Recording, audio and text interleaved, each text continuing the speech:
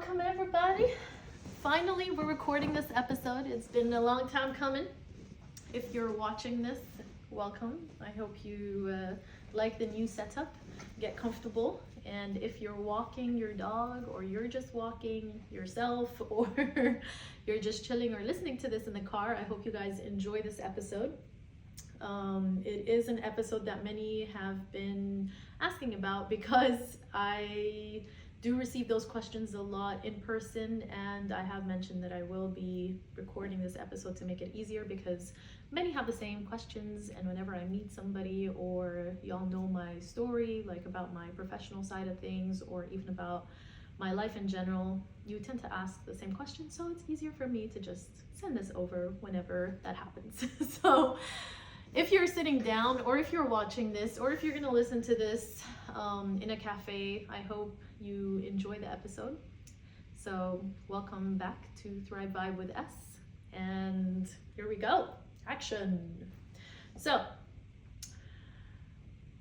I'm gonna try not to get into too much detail because again, I can get into so many details and we can go astray. I want to keep it short, sweet, raw, unedited, but not too long as well. And again, this episode is just me solo, so it should be to the point as well, and I won't be asking myself too many questions. I'm just going to try to answer the typical questions I get, and I'm going to try to walk you through my career in a way, and then basically get into the two jobs that I'm currently working and how I ended up here.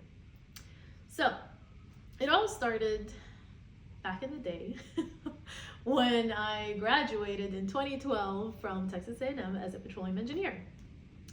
And I joined Halliburton 8 months after I graduated, and it was great initially because I did start in a technical position, so I was an applications engineer. I got into the drilling department, and I was actually a very hard worker. Alhamdulillah, I've always been. And I got into several different aspects of trying to understand the whole engineering sector, the oil and gas and all of that. And obviously the first job that you get out of college determines a lot of things, but it also sets the tone in a way in the beginning, and it is your first experience in the professional world. So you need to develop like thick skin, right? And you don't know that off the bat as soon as you graduate. Nobody tells you or prepares you how it's going to be like in the real world, and when like sharks are all over the place. And you wouldn't expect to have like a smooth ride nor a bumpy ride either. Like it's like you don't know what to expect, but at the same time, I think I've had it really tough in a way that many would not understand if they haven't gone through something similar or the same. It's like if you know kind of thing. But I'll explain what that means in a way as we get deeper and deeper into the story. So I joined Halliburton, like I said, stayed with them for 2.5 years. It was, I would say, a terrible experience. And although during that time I did get an MVP award, I did go on several different trainings in the States, in Texas, but I was the only one on the team. So I was basically doing the technical side. So I was an applications engineer for drill bits and downhole tools. So it was just me and my boss. I had a terrible boss, very narcissistic, very abusive, just a terrible person altogether. And it wasn't exactly the experience that you'd want to have coming out of college, right? Because it kind of shows you that a different perspective of how life is going to be, and a different taste of what engineering is like for women too. And that left a really bad taste in my mouth, obviously, because of how tough I had it, right? Back then we were in the industrial area, which was like 12 years ago, and it was not pretty, it was not nice. So I did get my hands dirty. We worked in pretty much like the workshops, or offices were based inside the workshop, and it was tough. I did learn a lot. I did develop a lot of my skills in a way. In the first couple of years, I learned a lot technically, but I also learned how to develop thick skin, because I had to deal with, my boss, really. And it wasn't a smooth ride, to say the least. It was a crazy roller coaster, because again, you don't know how to deal with people at work in that sense, because you kind of still test waters of how you're supposed to be with your first job, but again, you don't want to seem like you're a quitter, so you keep going till the end. And I'm definitely not a quitter. Like I fight till the very end. And like I said, it wasn't a smooth ride.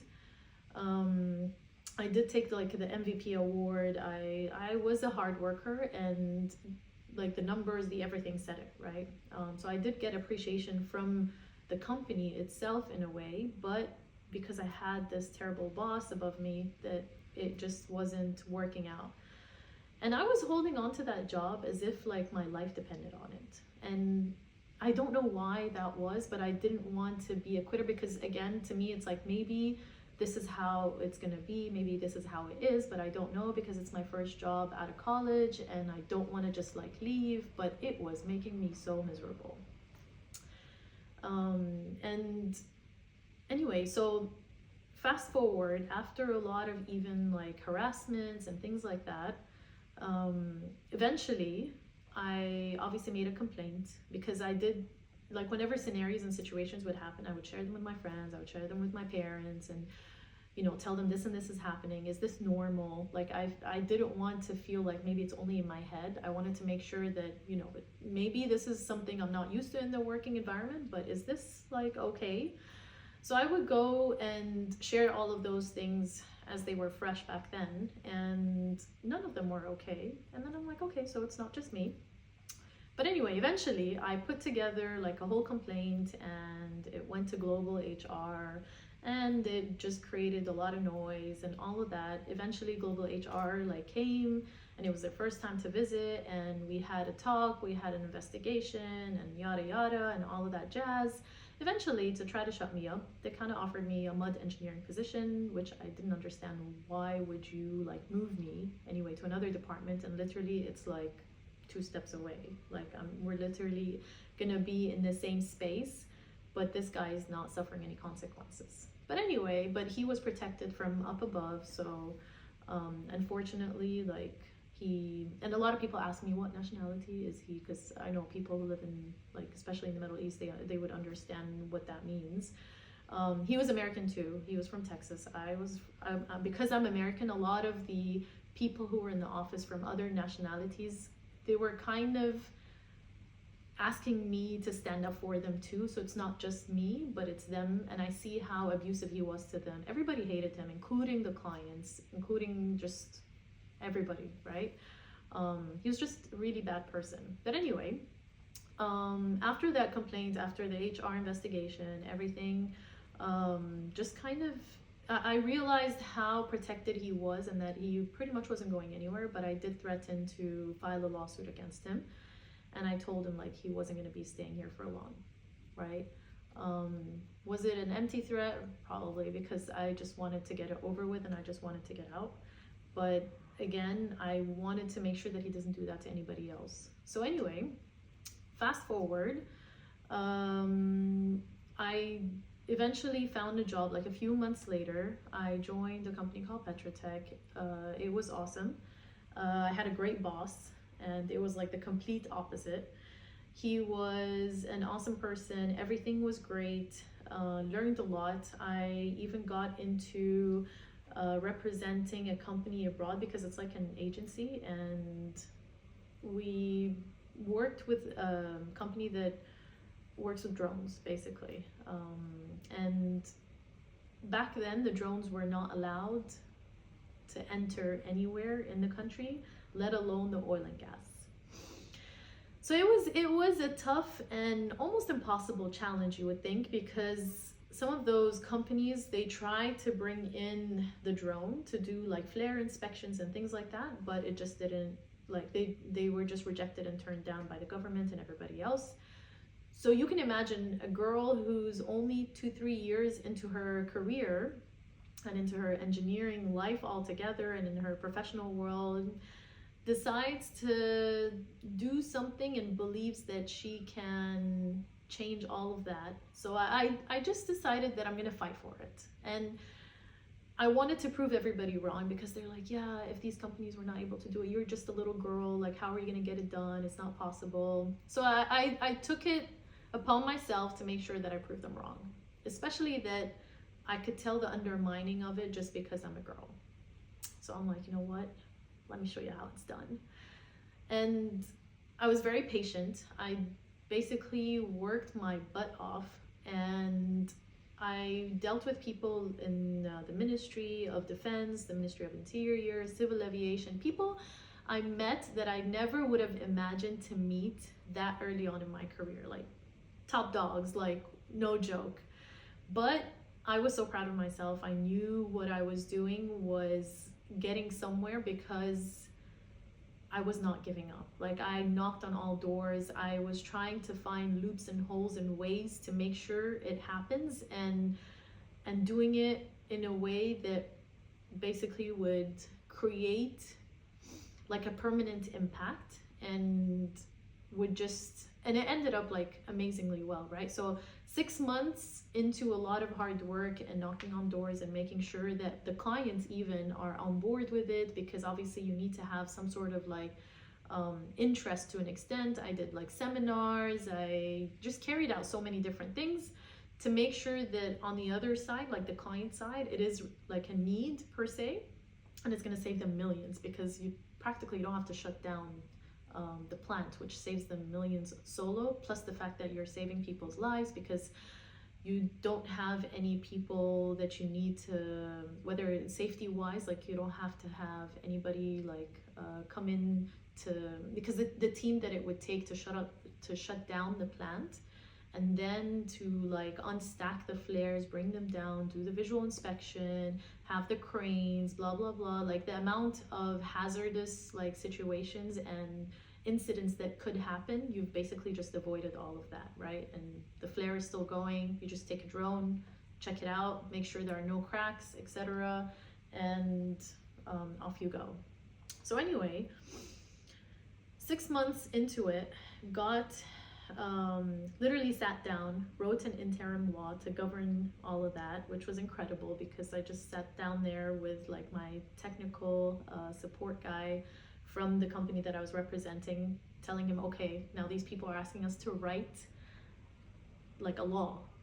I mean, I never thought I would be put in that position before, but what are we gonna do? I thought that's kind of like your job, you know, like their job kind of thing. I was like, how do we even word a law, you know?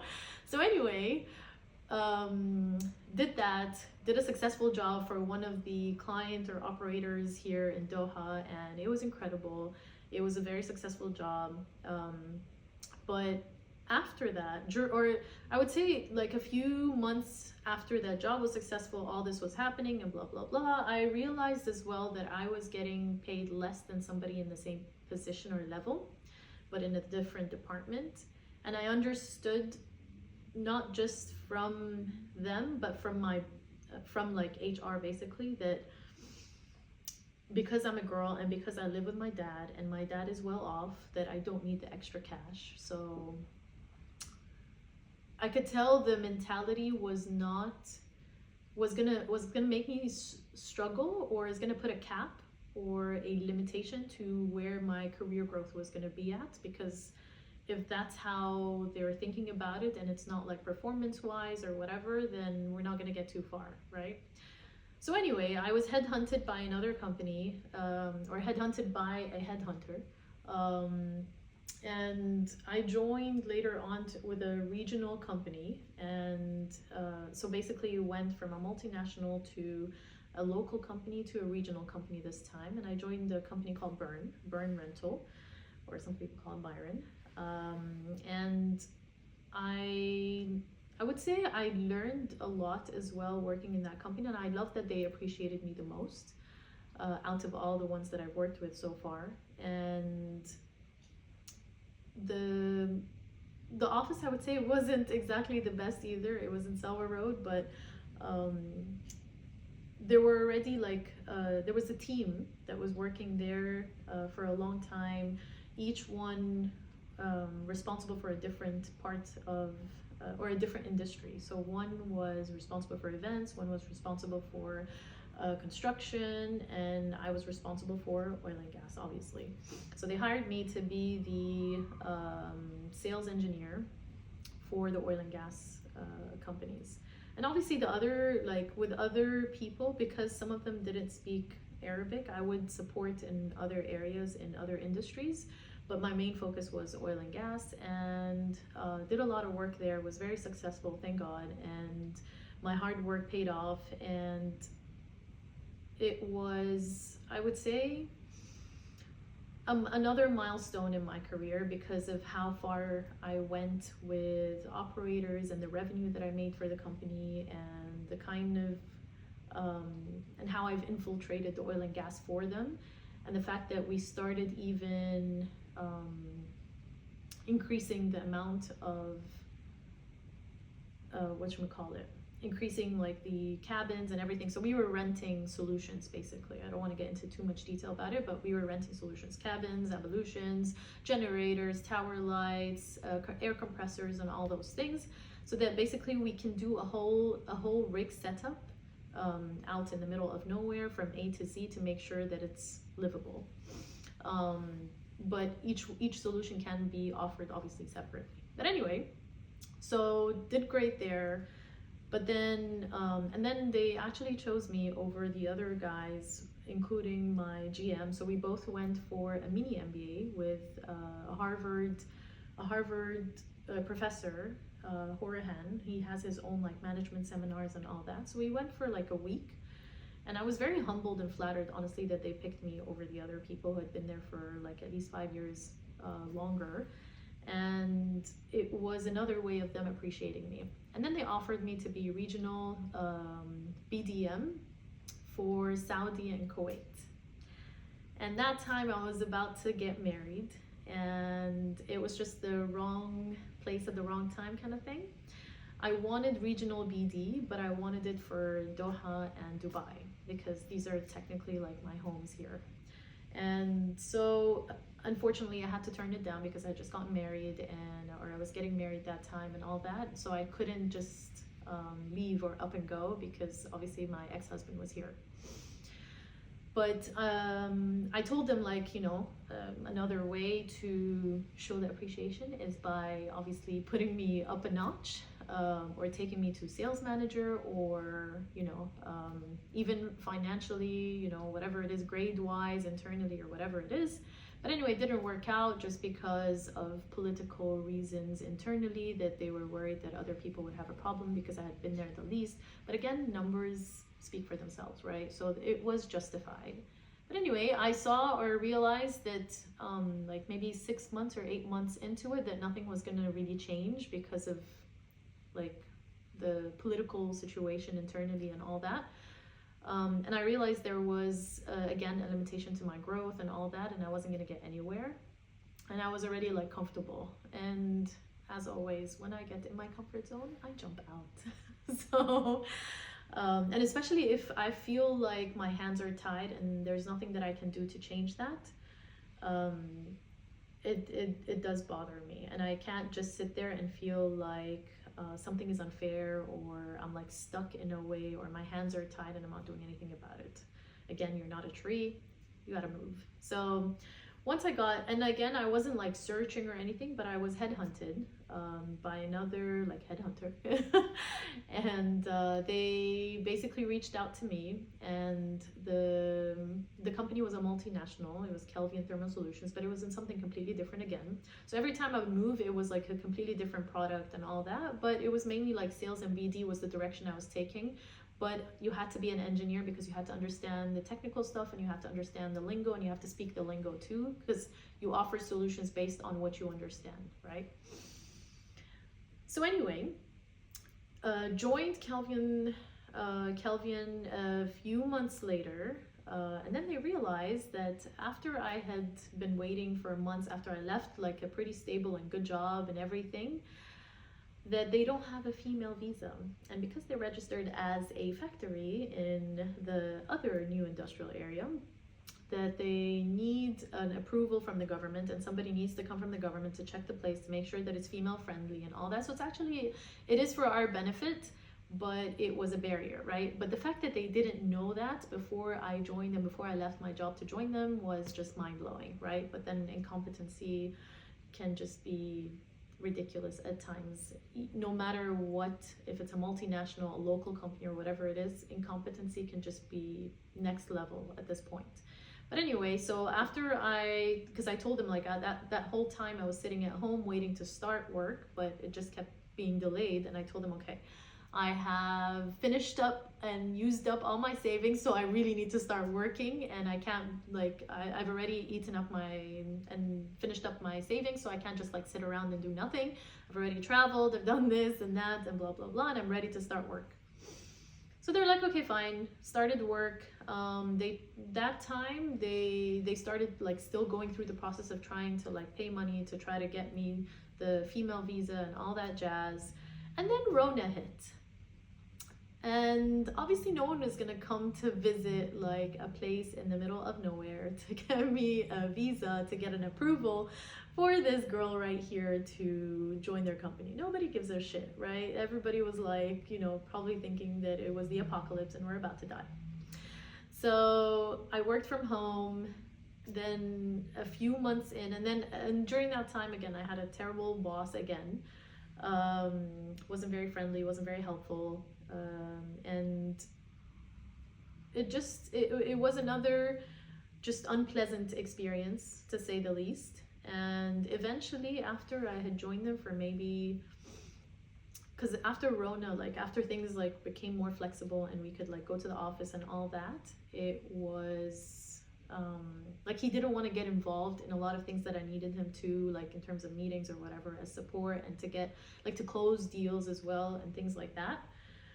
But eventually, like obviously, and with the whole situation of my sponsorship not being able to change, and Burn had already been really nice and they were appreciative of my work, so they agreed to keep me on their sponsorship for a lot longer than expected. But they're like, this is the least we can do for everything that you've done for us, which was incredible. So chapeau to them. This is like the first time I deal with human beings per se in that matter. So I basically left and then joined a rental station. And rental station is a local family-run business, which is another competitor to Burn that I was working for before I had joined Kelvian. And that was my first, I would say, managerial position. It was incredible because it was a completely new challenge, a completely new experience, and I love a good challenge. And I had the space in a way to start learning how I would act as a manager, and basically I wanted to see and watch myself how I'd react and how I'd deal with situations and how I'd handle it all, right? I was just interested in seeing what I've learned throughout my career and all the experiences I came with, to see how I'd handle like 45 people in the team, because I'm basically the acting general manager at this point. And then I have like 2 sales guys, a document controller, finance, and then operations manager, and then the rest of the technicians, mechanics, and all of that jazz. And there were a lot of politics in that company, like no other. We had sister companies with a common like same owner, but I had a direct contact with the owner, and the GM of the sister companies had problems with me having that smooth communication with him. But anyway, professionally, it was an incredible experience because I learned a lot and I could see what I'm capable of as a manager and how I manage a team and how I'm able to get the best out of them. So honestly, I'd humbly say I did a great job. And with the revenue and the kind of industry and like penetration that we did for the oil and gas, which they never had before, was like a next level thing to me. It was very successful. We were able to set the grade and quality to that standard. We were able to rent out so many things, especially that back then it was like the World Cup time preparation. So we even got cabins and generators and tower lights and all of that jazz out there.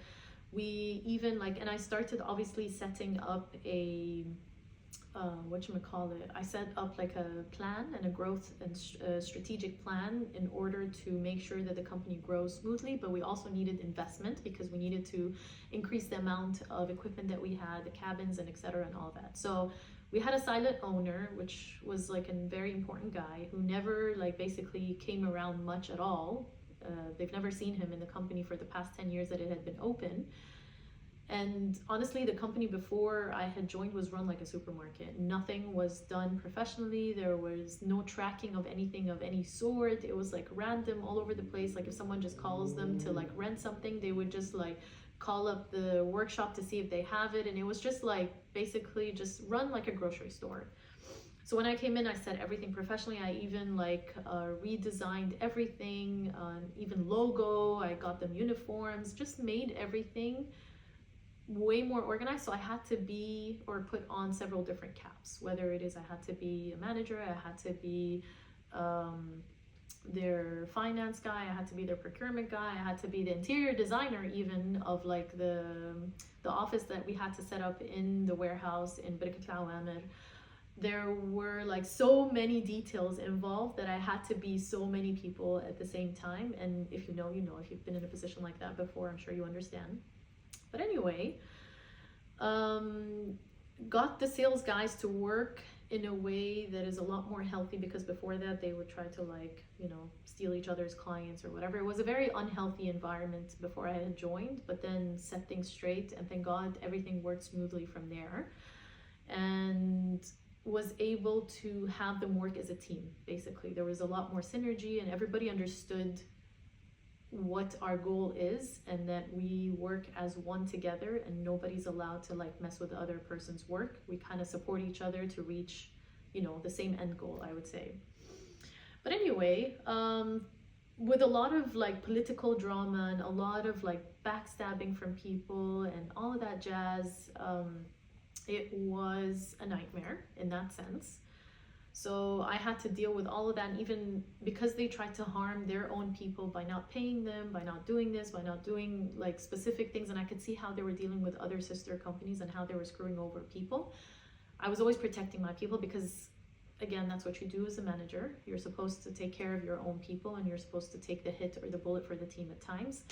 And that backfired, obviously, because they didn't like that because I was the only girl in the company and the first to ever like join the company altogether, or even from sister companies. Like I was the only girl. But anyway, that being an issue of itself, in and of itself, but the fact that someone's speaking up as well. And one of my, I would say, triggers is people abusing their power ever since I was little, because of my father, obviously. So if you abuse your power, you know that I'm not going to be okay with it, and I'm going to say something about it, because I had been silent my whole life for like all that kind of like abuse and stuff like that. But as I had the freedom and experience and maturity and healing and all of that, I pretty much did not shut up.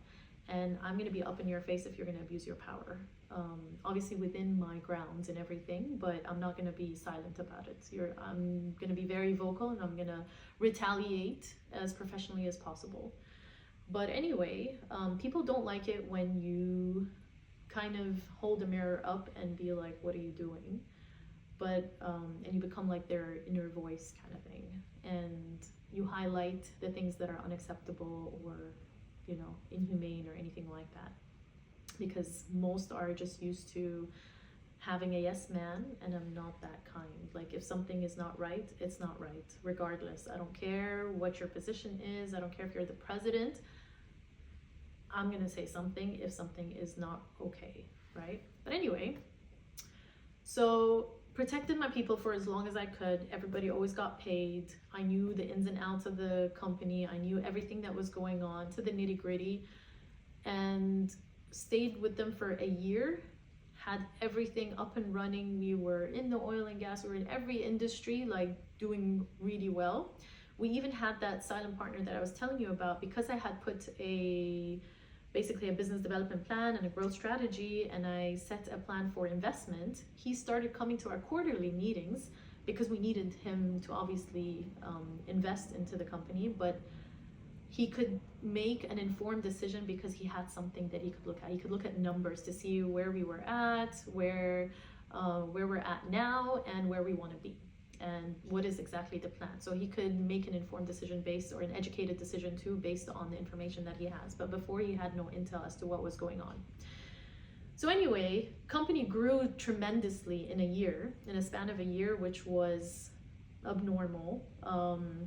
But again, we all worked really hard because we worked as a team. And again, shout out to the team that was with me there, and they had done a great job, and we were working, like I said, in synergy. Everything was going well. And then eventually they basically let me go because they're like, oh, okay, we don't need your services anymore, everything's going smoothly, so you don't need to, like, basically it's like cutting costs in a way, because everything is flowing anyway, and they already used me to get into the oil and gas, put their foot there, set the quality standard, did this, did that, so everything is running. So they thought that they could get rid of like the higher cost kind of revenue, or what's it called, income earning person.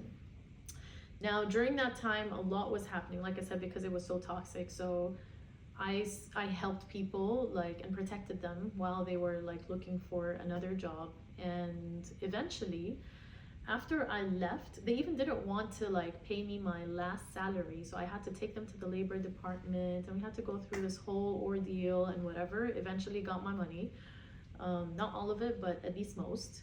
And they had like so many lawsuits like against them, it was ridiculous. And got my money, or most of it, like I said. And then I would say a couple of months later, from a company that had 45 people, it had like 2 or 3 people left. And it's the guys who were basically not exactly the best quality of people that had stayed behind, which I understood why they were there, right?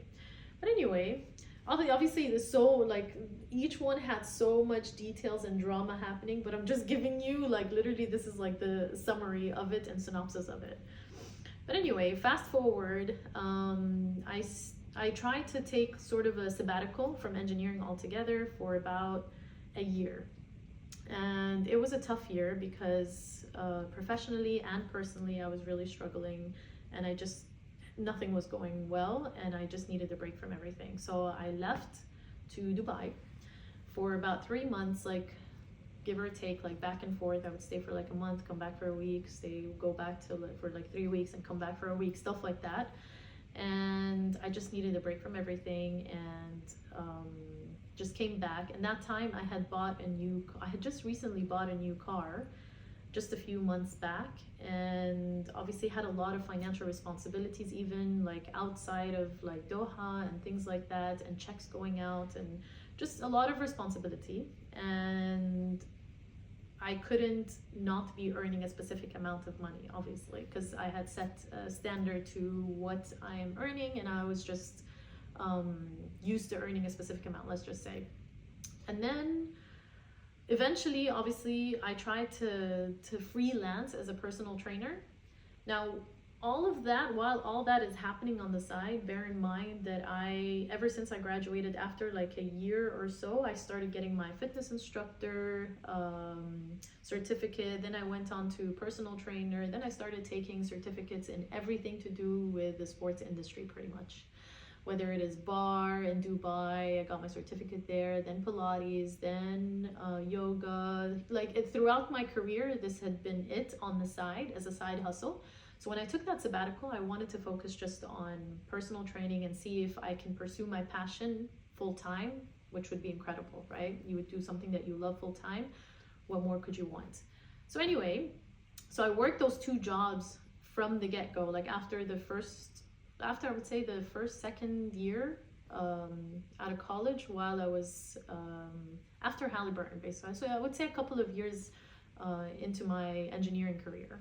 So I had been working those two jobs, like I would work full-time engineer until like 5 p.m. or so, and then 6 p.m. onwards till night, I'm a personal trainer. And then what happened? So I try to take that time to just focus on trying to be a trainer, do it full-time, part-time, and all that jazz. But I didn't join anyone full-time, so obviously the money was not enough. Back then I was still married, so at least the rent and food was taken care of.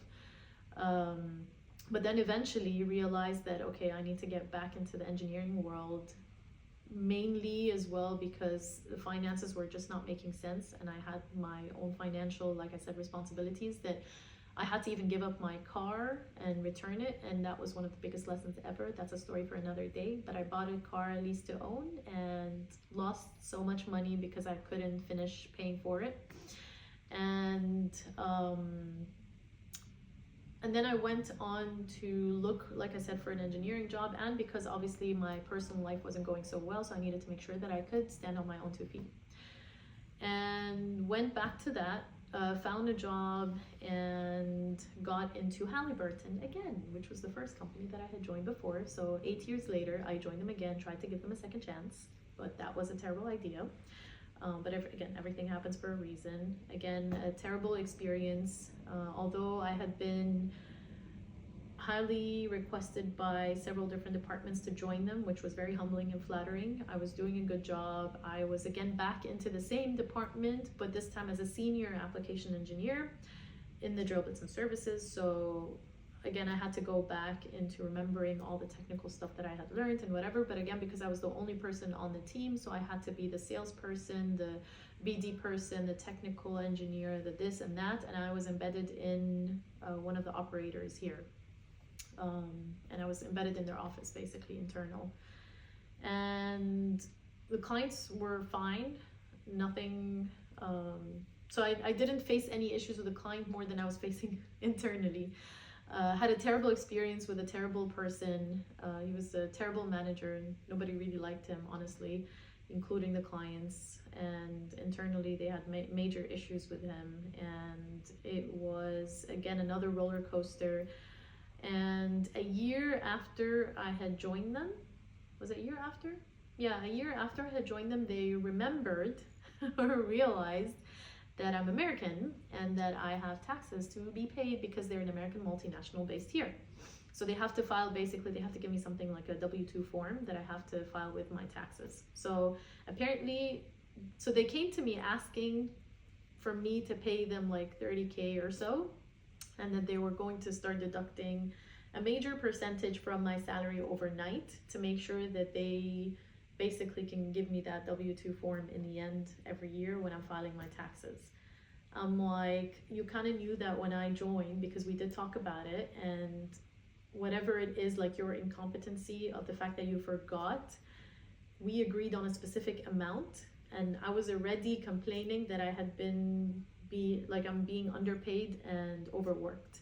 So the fact that you're coming and telling me overnight that I'm getting even less than what I had been even complaining about, that it's not enough, because I knew where I was in my grade and I knew there was like plenty of space if I were to even stay in the same grade, but because I had a terrible boss and he had insecurities and all of that jazz, that I knew that wasn't gonna happen. And I tried to even leave the department. He screwed that up for me, pretended like he was supporting me as much as he can, but anyway, long story short, lots of drama, all that stuff, but obviously I refused to pay them that amount for like the whole past year that they wanted me to, but they had already started deducting for like the second year. After 6 months of back and forth, of them they're saying that they were trying to handle it and find like a middle situation or a middle solution or whatever. They basically called me up for a meeting by the end of the day, and instead of like basically moving me or shifting me to another department, because obviously my boss wasn't going to let me get paid more or even approve like a higher salary at this point, although I was doing great finances, and the revenue of the department was good. We kept it open because it was going to close the year before, and like it didn't make sense to stop something like that professionally. But I knew there were politics involved, again, as usual. And the norm is that if management knew that and they knew my work, normally you would just, if there's like issues between somebody and their boss, you would just at least offer that person to move to a different department or one of the departments that had been asking for them to join it, right? But that didn't happen. So they called me up the day before I traveled to Bali. And basically, like, HR gave me a paper with like the other HR guy who knew the story and understood that everything that had been happening was very unfair, and he knew like all the nitty-gritties of it, and he didn't want to get involved. And then my terrible boss on the other side, and they just gave me a paper saying that thank you for your services and, you know, have a good life, basically. So anyway, fast forward, while all of that was happening, I was going through separation, divorce, and all of that. So my life was already like in a roller coaster kind of situation, and they were making it like 10 times worse throughout, especially like my boss was just killing me, right? Working till night and just completely inhumane and zero empathy, really. But anyway, it did add a lot of stress and pressure, but I tried as much as I can to stay or distracted in a way as well with work. And I didn't want it to ever affect my job, obviously. So, because I was always good at separating those two things. And the go, go, go kind of mentality I needed to stick with just to make sure that I make it through and not let anything be affected or just let myself break down, basically. So what happened was they gave me that paper, I left, I was like, I'm going to Bali, screw it all, I don't want to think about it, left, and then I was like, I'm going to deal with the whole end of service situation when I get back. And again, they had so many mistakes, fixed that because they were going to give me less than I was supposed to get, figured that out. I'm glad that I reviewed it, like, you know, after they had sent me like the details and whatever. Again, another set of incompetencies from the HR and all that jazz. And eventually got my money, and now I was basically, was that during that time? Yeah, so basically I was divorced and jobless. So that wasn't exactly the best situation to be in, or where I even imagined myself to be in my 30s. But it is what it is, right? So I went in, tried to again figure out how I can do the whole personal training thing full time, and I was like, that's it, I'm done with engineering, I don't want to ever go back. And you know, it's a terrible industry for women, and at least I had a terrible experience. For some people it's been a smooth ride, right? And I'm really happy for you, but for me it wasn't. All right, and that's just me like scratching the surface with all the details too of each one. So anyway, I was like, that's it, I'm done with engineering, never want to go back, hate it, that's it, people are crap, and this is not for me anymore. And it's not that I can't handle it, but my tolerance to bullshit is so high that I am so patient with it, and I let it like ride for so long when I was supposed to actually leave a long time ago, right? So I realized that that's not always a good thing, but it's just, it is what it is. And that's something that I have because of my trauma. So my tolerance to BS, my tolerance to stress, my tolerance to abuse and all of that is, I would say, more than a typical person, just because of everything that I've been through in my life ever since I was a kid, basically. And I don't say this to out of like that it's something good or amazing or a great characteristic or whatever, but I had no choice. So I had to find a way to live with it and find a way to survive.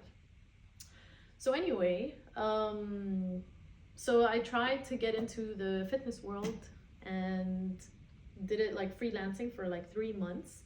And it wasn't easy because obviously I was spending way more than I was making as a freelancer, and driving around, going from one place to another, it was tough. And obviously I had bills to pay, and again, a lot of finances, and I'm used to obviously a specific level of living that it was just tough to keep up with. Plus I wanted to travel, I had checks going out, just it was not easy. So I'm like, you know what, maybe the best way to do it, let me try to go full-time.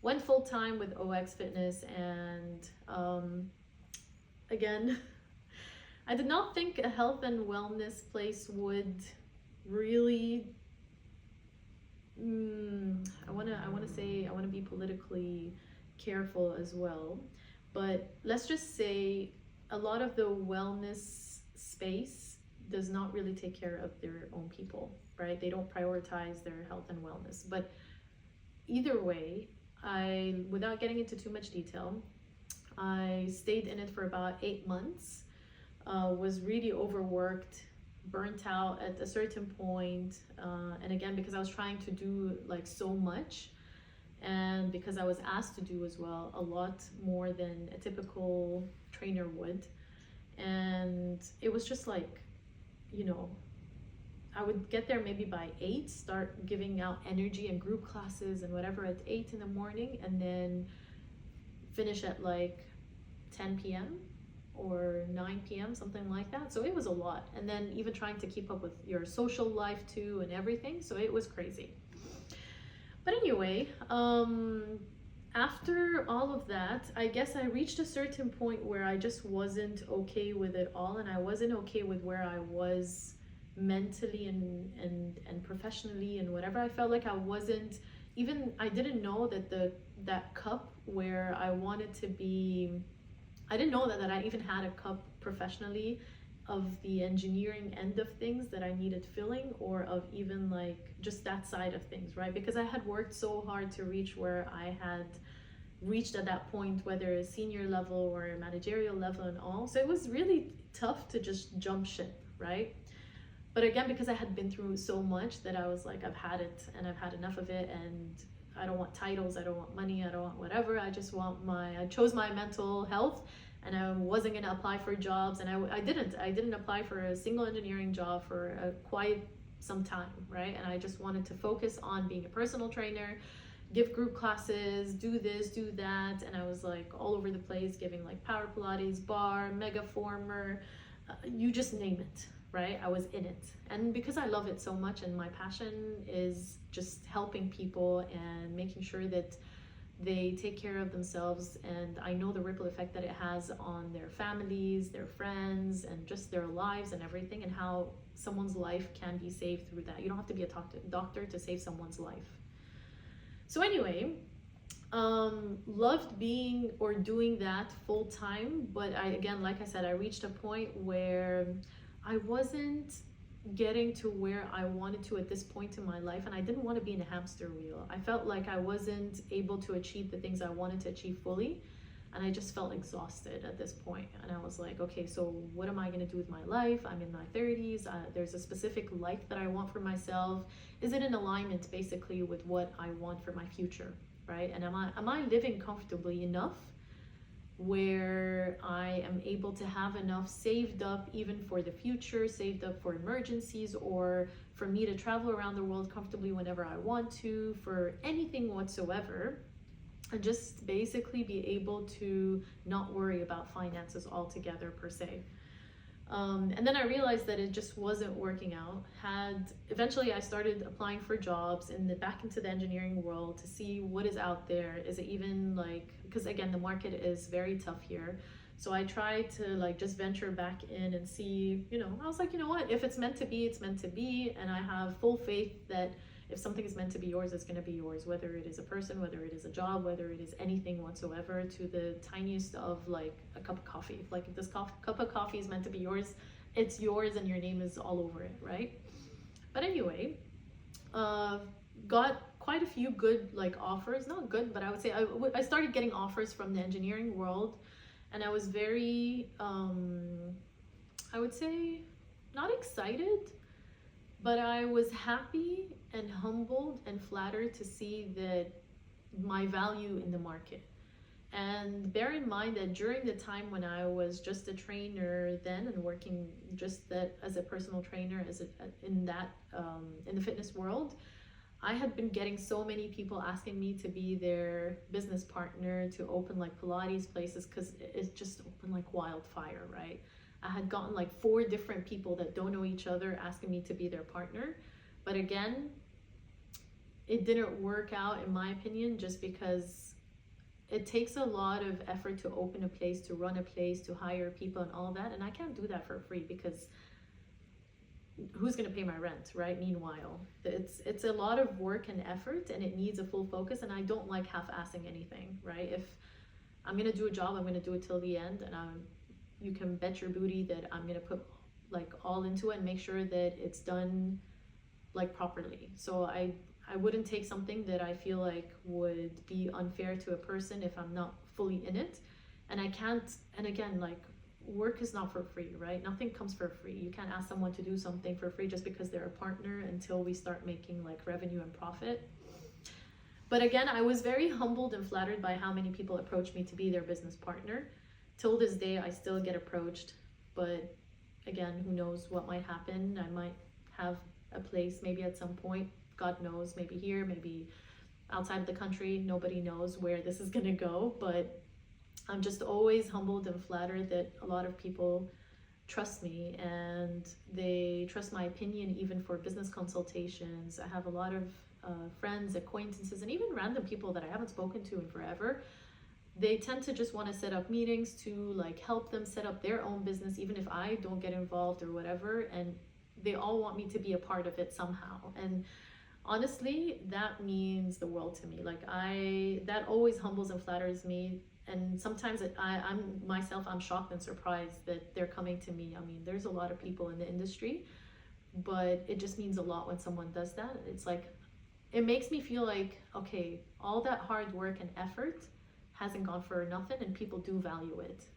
So again, whoever has approached me before, I appreciate you, and I love that you trust me fully to like run your business, to be a part of your business, and actually want me to like help you out, you know, and you trust me to even give you like advice on your business. So anyway,